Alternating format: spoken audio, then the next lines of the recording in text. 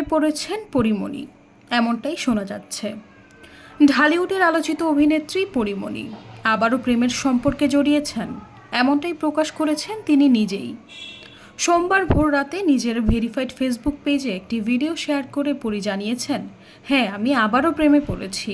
তার এই উক্তির সঙ্গে যুক্ত করেছেন লাভ ও বাটারফ্লাই ইমোজি, যা দেখে অনেকেই ধারণা করেছেন পরী হয়তো সত্যিই প্রেমে পড়েছে।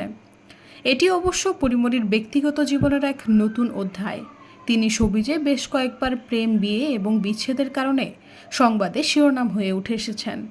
সাম্প্রতিক সময়ে শরীফুল রাজের সঙ্গে তার বিচ্ছেদের পর 2 সন্তানকে নিয়ে সিঙ্গেল মাদার হিসেবে জীবনযাপন করছেন তিনি। এখন আবার নতুন করে প্রেমের খবরে আলোচনায় এসেছেন। সৈয়দা ফারিয়া, সমযোগ।